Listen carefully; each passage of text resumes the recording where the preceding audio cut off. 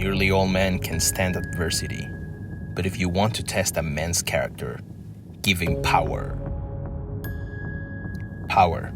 Power is something many desire, but few achieve. But power in the wrong hands? That's a recipe for disaster. Vince McMahon is a well-known name to those familiar with wrestling, more specifically, those who have watched WWE. Vince McMahon, previous WWE's chairman, CEO, and owner, used to play the character of a tyrannical, evil, and short-tempered man during the show's segments. But was it really a character? Or was it just an exaggerated version of himself? Throughout the years, we have been exposed to the repulsive stories regarding Vince McMahon and the WWE.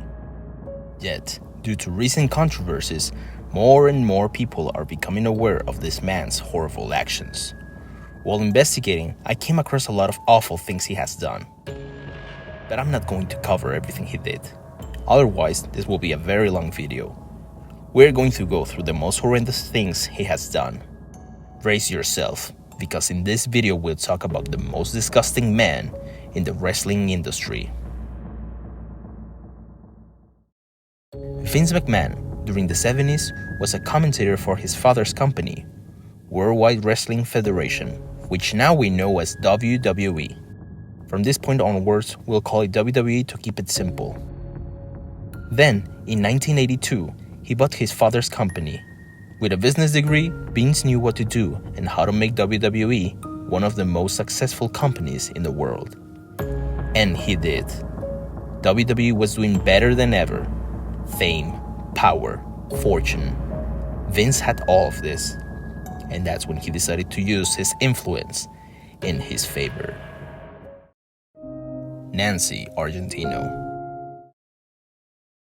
Jimmy Snuka was a popular wrestler back in the 80s.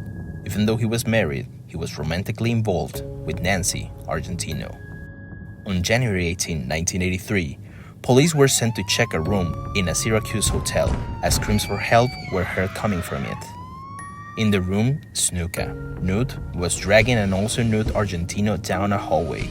According to Argentino's sister, Snuka had gotten violent. He even fought off deputies and police dogs in the process. Argentino was taken to the hospital due to her physical injuries.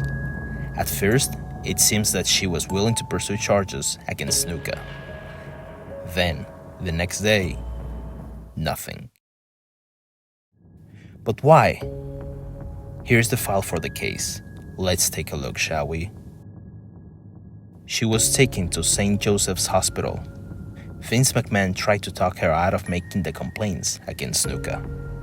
Well, of course, back then Snuka was a top superstar. And a top superstar means a lot of money for the company. What could have happened if she were to press charges? One thing is for sure, she would have been here. On May 10, 1983, Argentino was taken to Sacred Heart Medical Center, but she died shortly after. According to the autopsy, the brain injuries she presented were as if someone grabbed her head and struck it against an object. She had more than 24 cuts and bruises on her head, chin, arms, hands, back, buttocks, legs, and feet. Snuka's version of the events is that the day before she passed away, they were traveling together. She was driving, and later she pulled over to release herself. Then, supposedly slipped and hit her head on a guardrail. But according to him, there was no blood, and she got up with no problems. So he thought she was fine. The next day, she could hardly breathe, and that's why he called an ambulance. Immediately, the authorities suspected foul play, but charges were not pressed at the time. During the investigations, when Snuka had to go to interviews, he was always joined by Vince. In his 2012 memoir, he claimed that McMahon entered the meeting with a briefcase and left without it. A year later, the prosecutor's office lied to Argentino's family lawyer and said that her death had been ruled an accident. 2 years later, Argentino's parents won a $500,000 default judgment against Snuka. But he never paid, as Snuka declared he was bankrupt, therefore unable to pay. It was until 2015 that Snuka was finally arrested for taking the life of Nancy Argentino, but the charges were dismissed on January 3, 2017. Tom Cole. When he was just a 13-year-old boy, he worked as a ring boy, which are hired kids who do the dangerous job of setting up and taking down the ring. Mel Phillips, a ring announcer, started to talk to Cole. Eventually took him to more shows. Cole noticed something. Phillips always had kids waiting for him, kids with a broken home, usually with no father, and a mother who abused substances.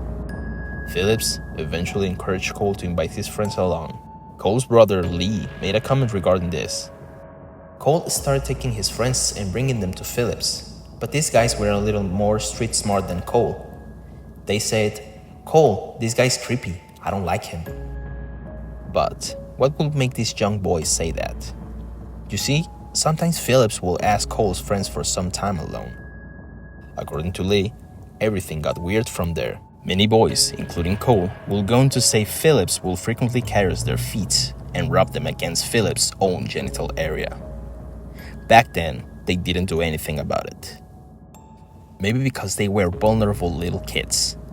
But still, they knew something wasn't right. It was sickening to have their trust betrayed by someone who is supposed to protect them. There was another time where another person, an executive, Pat Patterson, would touch them inappropriately and make sexual gestures. Lee mentions that once Cole turned 16, Terry Garvin, who was Phillips' boss, became interested in him. He offered him illegal substances and had even solicited Cole to engage in sexual activity with him. But Cole rejected both offers. Suddenly, Cole stopped getting ring boy work. Sometime later, Cole received a call.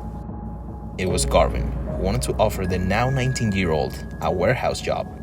But there was a catch. He asked him to perform oral sex on him. Cole refused. Then, when Cole went to work at the warehouse, a few hours later, Phillips gave him some news. Garvin changed his mind. "You're fired." Without anyone's help or guidance, both Cole and Lee got in touch with New York Post sports columnist Phil Mushnick. After that, both Cole and Lee decided to get a lawyer through the Yellow Pages. And then another ring boy joined them, Chris Laws, who had been through the same situation when he was a young boy. Then, the New York Post published a column regarding the lawsuit. In response to this, Vince and his company issued a statement. "We don't tolerate illegal or improper behavior by any of our employees at any time. We are going to take responsible actions regarding any legitimate claims filed through lawful channels." 5 days later, after the New York Post story had been published, Patterson, Garvin, and Phillips resigned.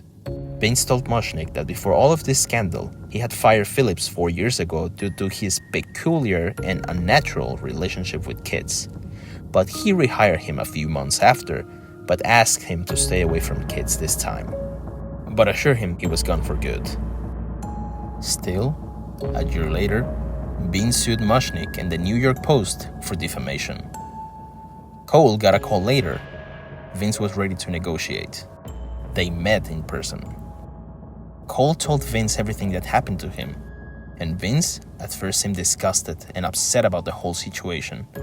He even promised to make things right, even asked him to come back and work for them. But Cole said what they really wanted was to actually find out any other kid's name and any other people who were involved. In the end, they reached an agreement. Cole accepted $55,000 in back pay and a job at WWE's crew department. Then, the lawsuit was dropped. Cole mentions, "I was in no league for Vince McMahon. The guy's methodical." His brother Lee said, "Vince McMahon can get you to do anything." On February 12, 2021, Tom Cole took his own life. His brother Lee issued a statement. "Vince McMahon and his wife Linda let child molesters into their companies years ago and did everything possible to cover up what they did to my brother. I hope you can sleep good at night, Vince. Our family suffers. Thank you." Janelle Grant. Former WWE employee Janelle Grant and Vince McMahon met in 2019 when she was having a hard time dealing with the death of her parents and struggling financially. Vince gave Grant what seemed to be life-changing promises. She was now part of the legal and talent department. But this opportunity didn't come out of McMahon's good heart. He started to show an increasing lack of boundaries. He greeted her in his underwear, touched her, and asked for hugs and kisses. Eventually, he pressured her into engaging in sexual activities with him. Then, he asked her to do the same with other wrestling stars and WWE executives. She was being abused and humiliated. Allegedly, Vince promised Brock Lesnar he could use Grant. Lesnar asked for a video of Grant urinating. She complied and sent the video, to which he replied, And that's not the worst thing. She went through more horrible situations. Vince defecated on her.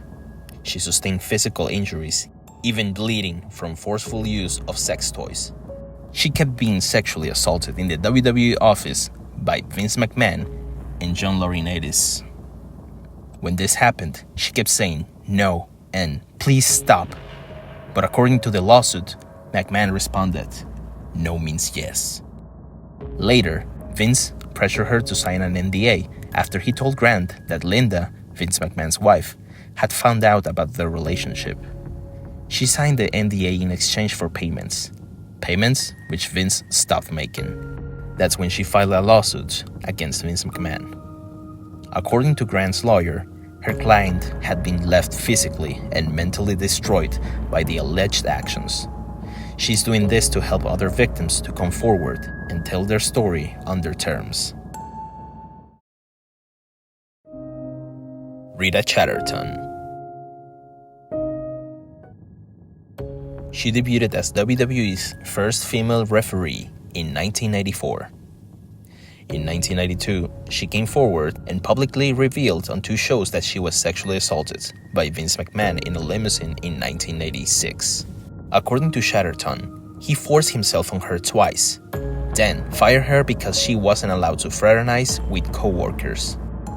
Imagine being the first female referee in WWE history, and then this happens to you. It doesn't paint a good picture for future female referees, right? After all of this, Vince denied the allegations, and later, he and his wife, Linda McMahon, sued Chatterton and the producers of the show where she revealed everything. But the lawsuit was later abandoned, and then she went silent.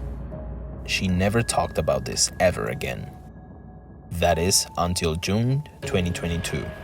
After more sexual misconduct allegations against Vince surfaced everywhere, she decided to speak once again, 30 years later. And not only that, but she also filed a lawsuit against Vince, which was settled later. And according to some sources, it was a multi-million-dollar settlement. Chatterton's lawyer said, the damages included years of ongoing depression, substance abuse, disordered eating, lost income, and overall, a decreased quality of life. According to Vince's lawyer, the man is innocent. He just settled to avoid the cost of litigation. Ashley Massaro. Ashley faced an awful experience as a WWE superstar.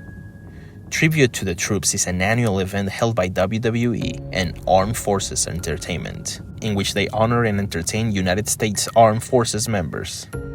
In 2006, during a Tribute to the Troops trip in Kuwait, Ashley Massaro was drugged and sexually abused by someone who represented himself as a military doctor. After Ashley reported this to a WWE doctor, Vince told her not to talk about the incident in order to protect WWE's relationship with the US military. This disgusting situation was just the beginning of Ashley's nightmare. She said, during my time with the WWE, I had observed Vince McMahon making out with other divas in the locker room, but he never paid attention to me, and I assumed I was not his type. This changed after my Playboy cover was released. Vince then proposed to Ashley to fly on the company jet and stay at the same hotels as the executives for a period of time. But on one occasion, he was attempting to get her along with him in a hotel room. She felt uncomfortable as he kept calling her phone over and over again. I called Kevin Dunn to explain the situation, and he said I should tell Vince I was not feeling well and would see him on TV the next day. And that's what she did, thinking that was it, so she resumed her life as normal.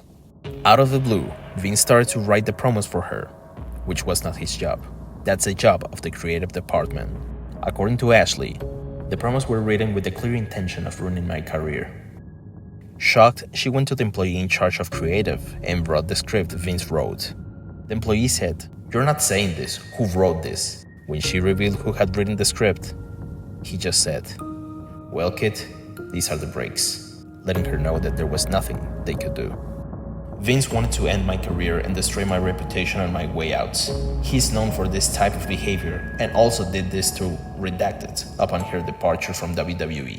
In addition, after that night, each time I walk by him, he will make vulgar sexual comments that were clearly designed to make me uncomfortable. Undoubtedly, these events had a strong impact on her life, as she decided to end her life in 2019. These are just a few examples of the heinous acts this man has committed/supported.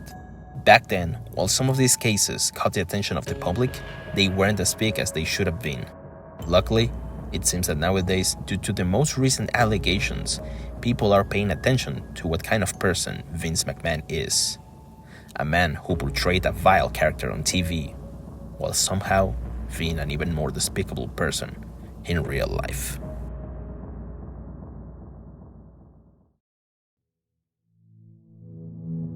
Thanks for watching this video.